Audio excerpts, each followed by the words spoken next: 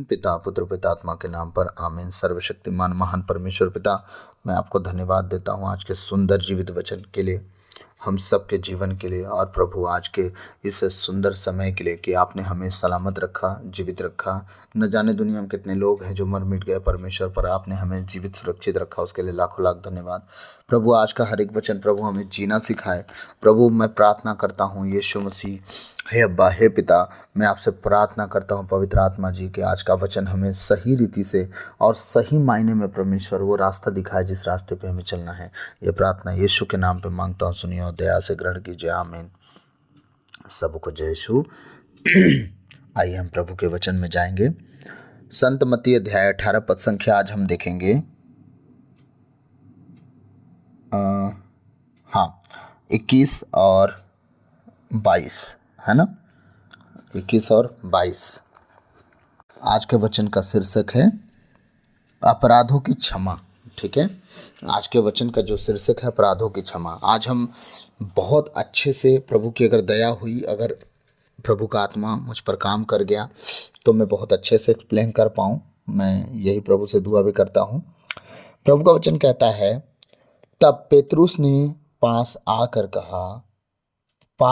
आकर ईसा से कहा, प्रभु यदि मेरा भाई मेरे विरुद्ध अपराध करता जाए तो मैं कितनी बार उसे क्षमा करूं? 7 बार तक? ईसा ने उत्तर दिया, मैं तुमसे नहीं कहता 7 बार तक, बल्कि 70 गुना 7 बार तक। हालेलुया। प्रभु इन वचनों के द्वारा हम सबको आशीष दे, आमीन। प्रभु का वचन क्या कह रहा है और उसके चेले का कहना क्या है। पेतरुस एक सवाल कर रहा है, किससे? प्रभु यीशु से। यीशु मसीह उसके मतलब बहुत करीब थे और पेतरुस यीशु मसीह के बहुत करीब था, क्योंकि 3 चेले प्रभु के करीब रहा करते थे, याकूब, योहन और पेतरुस। ठीक है, बाकी चेले इतने करीब नहीं रहते थे जितना प्रभु के करीब ये 3 चेले होते थे। लेकिन हम पेतरुस को जब देखते हैं वो ज़्यादा ही थोड़ा सा प्रभु के करीब रहता था और वो बहुत ज़्यादा उनके साथ ना हर बात में। और हमारे योहन जो भाई साहब थे वो कम बातचीत करते थे और पेतरुस भाई साहब ज़्यादा बातचीत करते थे। तो वो एक सवाल करते हैं, कौन? पेतरुस। वो पूछते हैं कि प्रभु मेरा भाई अगर गलती करे तो मैं उसे कब तक कितने बार माफ़ करूं? एक सवाल था, 7 बार तक माफ़ करूं चल जाएगा? वो सवाल क्यों कर रहा है आप समझिए। क्योंकि ना गुस्सा करना और ना करना ये सब प्रभु सिखा रहे हैं। गुस्सा करना ठीक है कि नहीं करना ठीक है, कहाँ करना ठीक है कहाँ नहीं करना है, ये सारी बातें अपने लोगों को दिखा रहे हैं कि प्रभु को गुस्सा नहीं आता है, कब गुस्सा आना चाहिए कब नहीं आना चाहिए, सारी चीज चेले उनके साथ रह के देख रहे हैं। ठीक है, वो देखते देखते देखते देखते एक चीज़ देख रहे हैं कि प्रभु को गुस्सा नहीं आता, लेकिन वो माफ़ भी कर देते हैं, लोगों की गलतियों को देखते हैं वो क्षमा भी कर देते हैं। अब यहाँ चेला कह रहा है कि बताइए मुझे, अगर अपने भाई पे गुस्सा आए तो मुझे कितनी बार माफ़ करना चाहिए? कौन सा भाई? सगा भाई? हाँ, ब्लड रिलेटिव, रिश्तेदारों में का भाई? नहीं, हर एक भाई की बात हो रही। जितने आपके मतलब एक मैन को मैन मिलते हैं वो सब भाई हैं, एक वुमेन को वुमेन मिलती है वो बहन है, एक मैन को वुमेन मिलती है वो बहन भाई हुए। वो सारे सिस्टम को पूछ रहा है वो। ठीक है, कि अगर एक बंदा अगर गलती करे, अगर वो मुझसे वापस आके माफ़ी मांगे, मुझे कब तक माफ़ करना चाहिए? वो आके माफ़ी मांग रहा है तभी तो माफ़ कर रहे हैं ना आप। तो अगर एक भाई गलती करता है तो मुझे कब तक माफ़ करना चाहिए? 7 बार तक। मतलब एक व्यक्ति गलती कर रहा है, ठीक, और आपसे आके माफ़ी मांग रहा है। एक तो माफ़ी वो होती है जो जानबूझ के गलती कर करके वो सॉरी बोल रहा है, ठीक है, आपके मज़े ले रहा है। और एक गलती वो है जो सच में वो गलती कर दे रहा है और गलती करते करते आपसे कह रहा है कि मुझसे गलती से हो गई। और वो गलती से जब गलती से हो गया, ये बात आपको भी पता है कि वो सच में गलती से अगर गलती कर दिया तो उसे आपको माफ़ करना है।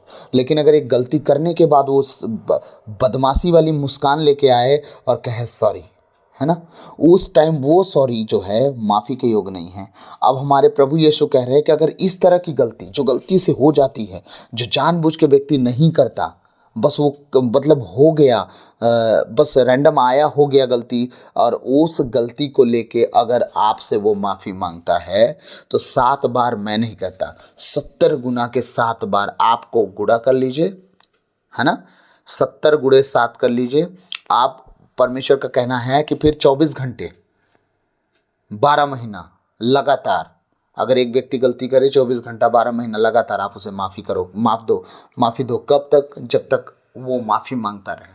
इसका मतलब अगर एक व्यक्ति गलत कर रहा है और सही में सॉरी है, अगर सही में माफ़ी चाहता है, वो सही में अपनी गलतियों का पश्चाताप है उसको, तो आप उसे पूरी तरह से क्षमा करो। बाकी का काम खुदा का खुद है, वो कर लेंगे। ये परमेश्वर का सारा परमेश्वर का काम है, आपका काम नहीं है। आप न्याय नहीं करोगे, आप लेखा नहीं लोगे। अब उसके हृदय में क्या था, वो गलत था या सही था, वो आप जानने का आपका काम नहीं है। वो आपसे माफ़ी मांगा, आपका काम है माफ़ करना। हम बहुत से जगहों पे अपने अपने करीब के लोगों को माफ़ नहीं कर पाते, अपने परिवार के लोगों को माफ़ नहीं कर पाते, अपने घर के सदस्यों को माफ़ नहीं कर पाते, अपने उन लोगों को भी माफ़ नहीं कर पाते जिनको हम चाहते कि वो बचें, जिनको हम चाहते कि वो बने, जिनको हम चाहते कि वो उठें, जिनको हम चाहते कि वो आगे बढ़ें, लेकिन वो हमें गलत समझ के, वो हमें बेकार समझ के, हमें उल्टा हमें ही दोष लगाते हैं, हमें बुरा भला कहते हैं। तो अब देखिए, इस कंडीशन में भी गलत आप हुए, हम हुए।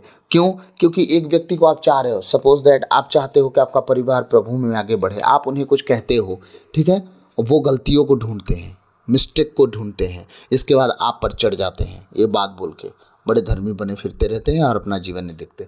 वो भूल जाते हैं कि वो आप ये व्यक्ति आपके लिए, मतलब उस बोलने वाले व्यक्ति के लिए आप परेशान हो रहे हो, भूल जाता है, इसलिए वो जवाब देता है।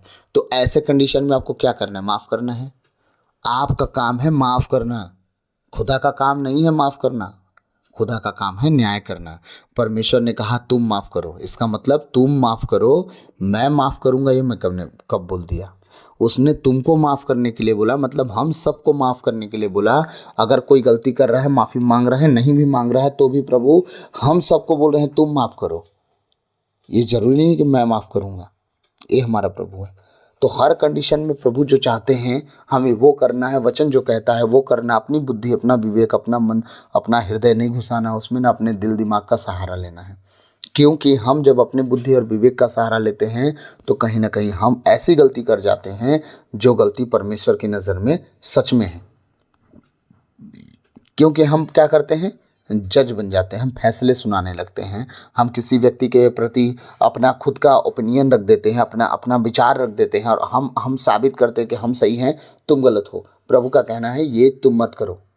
तुम्हारा काम है, एक व्यक्ति तुम्हारे लिए अगर गलती किया तो करने दो, तुम उसे माफ़ करो और चुपचाप तुम अपने आगे बढ़ो अपने लक्ष्य की ओर। तुम्हारा लक्ष्य स्वर्ग है, तुम्हारा लक्ष्य वचन है, तुम्हारा लक्ष्य अनोखी भाषा है, तुम्हारा लक्ष्य भविष्यवाणी है, तुम्हारा लक्ष्य जो भी आत्मिक वरदान है, उन सारे लक्ष्यों के पीछे भागो, बाकी चीज़ों के पीछे रुक मत जाओ। और हम क्या करते हैं, अगर किसी ने कोई बात कह के हमें दिल को ठेस पहुंचाया, हर्ट किया, हम उन बातों को सुन के हम रुक से जाते हैं, हम वहीं पे अटक से जाते हैं, हम आगे बढ़ नहीं पाते हैं, अपने जीवन को ग्रो की ओर लेके नहीं जा पाते, हम अपने जीवन को पवित्रताई की ओर लेके नहीं जा पाते, अपने जीवन को हम उन्नति की ओर लेके नहीं जा पाते, अपने आप को बांध के रख देते हैं। और ये कारण क्या हुआ? एक गलती और सामने वाला का माफ़ी ना मांगना, और हमारा अंदर ही अंदर कुढ़ते रहना कि उसने हमें ऐसे बोला क्यों, और वो हमें माफ़ी भी नहीं मांगा, हमसे गलती करने के बाद माफ़ी भी नहीं मांगा। ये चीज़ें आपको घमंडी बना देती है, सच में ये चीज़ें आपको घमंडी बना देती है। यीशु मसीह के आसपास के लोग उसका दिया हुआ खाना खाते थे, वो रोटी खिलाया, मछली खिलाया, हाँ, वो उनका दिया हुआ खाना खाते थे, लेकिन एक दिन वही लोग क्या कहते हैं, इसे क्रूस पर चढ़ा दो। मात्र कुछ ही लोग गिनती में थे जो प्रभु की तरफ थे, बाकी सब लोग उसे कहते थे क्रूस पर चढ़ा दो। स्वार्थी पूरी दुनिया है। यीशु मसीह ने किसी से लड़ाई नहीं की, किसी से झगड़ा नहीं किया, किसी से बहसबाजी नहीं की। यीशु मसीह सबको माफ़ कर दिए। क्रूस पर चढ़ते चढ़ते उन्होंने कहा, हे पिता, ये नहीं जानते कि क्या कर रहे हैं, इन्हें माफ़ कर दे। अगर ये जानते तो ये गलती ना करते। ये क्या कर रहे हैं इन्हें पता ही नहीं है, ये एकदम भटक चुके हैं पूरी तरह से, हाँ, संसार से, शैतान से हिप्नोटाइज हो चुके हैं, मतलब उसके वश में आ चुके हैं। ये क्षमा कर देना। तो वही चीज़ परमेश्वर हमसे कहना चाह रहे हैं यीशु मसीह की, देखो तुम्हारा काम नहीं है हिसाब किताब लेना, तुम्हारा काम है माफ़ करना। 7 गुना 70 बार, 24 घंटा गलती करे, 24 घंटा तुम सिर्फ माफ़ करो, लेकिन मैं माफ़ करूँगा ये ज़रूरी है, क्योंकि हर एक की गलती की उसकी अपनी सज़ा है। अगर वो जानबूझ के किया तो पक्का बहुत बहुत तरीके से परमेश्वर उनको रिमांड में लेते हैं, लेकिन अगर वो अनजाने में गलती कर दिया तो परमेश्वर ऐसी गलतियों को क्षमा करते हैं। हम एक चीज़ एक्सप्लेन कर रहा हूँ मैं आप लोगों को। एक चीज़ बताना चाहूँगा, जो हम गैर जाति से लोग हैं, ठीक है, हमने नहीं जाना पाप क्या है, हम जानते थे पाप क्या है, लेकिन उसका सजा क्या है, उसका लेखा कैसे देना है, कौन हमारा खुदा है, हम अगर नहीं जानते थे तो हम करते गए। गाली देना है दे दिए, दारू पीना था पी लिए, बुराई करना था कर लिए, व्यभिचार करना था कर लिए, जितने तरह के कर्म कांड थे हमने कर दिया, ठीक है। लेकिन जब हम प्रभु को जाने तब हमने क्या किया, रियल तौबा किया, रियल माफ़ी मांगा, हम सच्चाई में आके प्रभु से कहा कि प्रभु सच में हमने जो किया ना बहुत गलत किया। क्या हमारे धर्म में नहीं सिखाया जाता था कि गलती मत करो? सच में हर धर्म में सिखाया जाता है कि गलती मत करो, पाप मत करो, लेकिन डीपली जो बाइबल हमें पकड़ के थाम के रखती है ना, सच में कोई नहीं सिखाता इतने तरीके से। अगर परमेश्वर जीवित है तो काम भी करता है, ये तो तय है। यीशु मसीह का नाम लेके हम जो चाहते हैं वो करते हैं और परमेश्वर हमारे जीवन में सब कुछ परिपूर्ण कर देता है। बाकी चीज़ों में तो भाई नहीं हो पाता है। हाँ, हम कहीं ना कहीं पे मार खा जाते हैं, कहीं ना कहीं हमारा नुकसान हो जाता है। तो मेरा कहने का मतलब ये है कि मैं किसी भी चीज़ को पॉइंट नहीं कर रहा हूँ। मेरा कहना एक बात है कि जब आप यीशु मसीह के करीब आते हैं तो आप उसके वचनों को पढ़ के सॉरी उसके अनुसार चलने की कोशिश जब करना शुरू करते हैं तो पवित्र आत्मा आपका हाथ पकड़ते हैं और आपको लिए चलते हैं। तो जब आप अब के बार अगर आपके घर परिवार कोई भी व्यक्ति अगर गलती करे, आपसे माफ़ी मांगे तो भी माफ़ कीजिए, नहीं माफ़ी मांगे तो ज़रूर माफ़ कीजिए, क्योंकि उसका लेखा उसे देना होगा। तो प्रभु आज के वचन के द्वारा हम सबको बहुत से आशीष थे।